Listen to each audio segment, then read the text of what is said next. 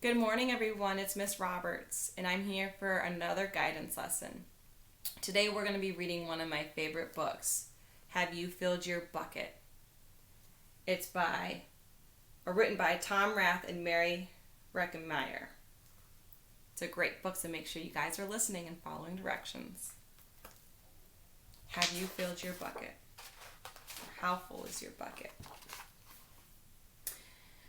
Felix was putting one of the last blocks onto his towers when his little sister came in. "I want to build with you," she said. Felix growled, "Go away, you're too little."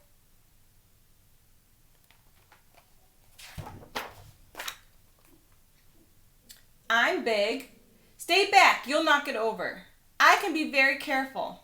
"Go play with your baby toys, Anna." Whack.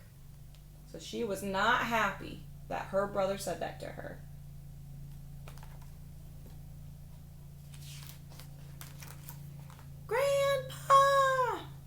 Grandpa shook his head. "Felix, you just dipped from your sister's bucket.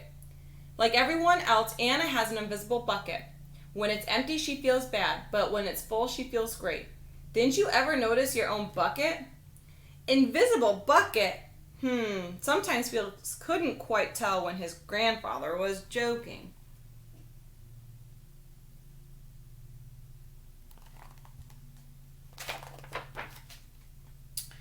But the next morning when Felix woke up, there it was, a small gray bucket floating above his head.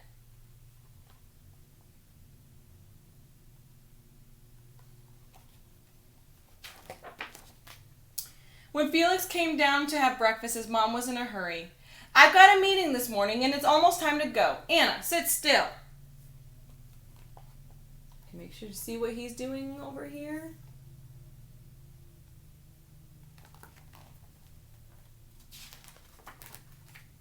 Felix slipped and chocolate wheat scattered across the floor. "Felix," yelled his mom, "you should have used the stool to reach that." Felix could feel his bucket tip and big invisible drips spill out. Drip, drip. "Ha ha," Anna laughed as she crunched the cereal with her shoe. Drip. "Get the broom and clean that up before you miss the bus," scolded Mom. With the school bus honking, Felix quickly swept up the choco wheats and grabbed the last blueberry muffin. But before he could even take one bite,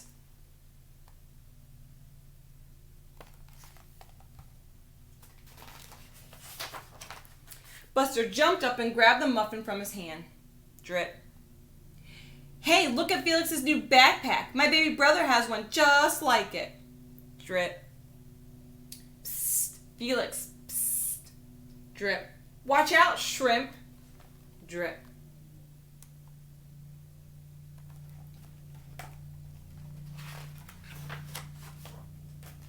It was still morning and Felix's bucket felt almost empty.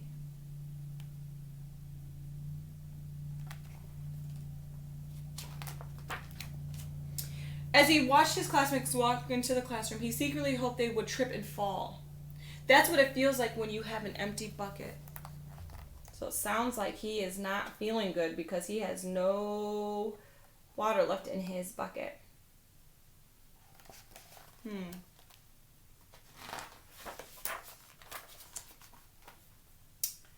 Felix slumped into his seat and waited for something else bad to happen. Mrs. Bumblenickel walked slowly to his desk and handed him a paper. He could hardly bear to look. "Felix, you wrote a wonderful story. Would you please share it with the class?" Felix grinned and felt a big drop land right into his bucket. Drop. Drop, plop, pink, drop. "The Gyninosaurus Who Wanted a Pet. By me, Felix." The class grew quiet. They laughed at all the right places and oohed at the scary parts. When Felix finally read the end, everyone clapped, even Emily, who sat next to him and didn't usually like dinosaurs. Felix felt a whole shower of drops land into his bucket. Maybe the day wouldn't be so bad after all.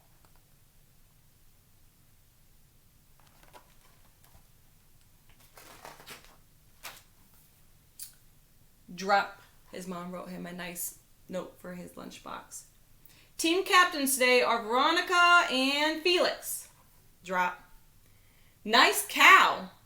"It's a dog." "Well, nice colors there, Felix." Drop. "Cool laser ant backpack, Felix." Drop.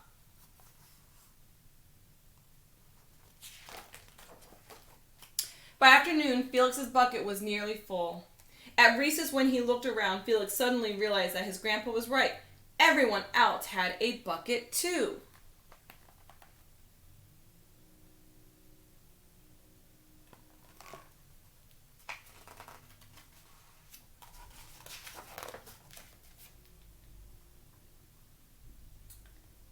Let me help you.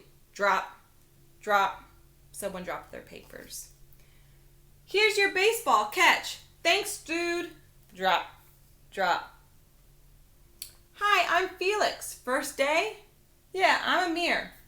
Drop, drop. The strange thing was, for every drop he helped put in someone else's bucket, he felt another one drop in his own bucket.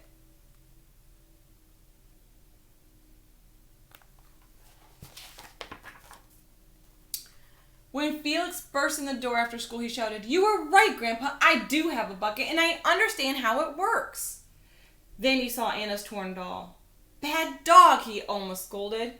But then he thought, dogs might have invisible buckets too. "Your dog will be okay, Anna," said Felix. "Mom will fix her." Wah!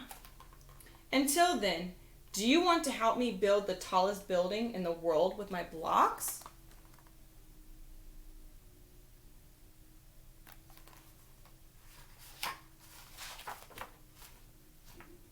And so they did. The end. So the story was about how full is your bucket.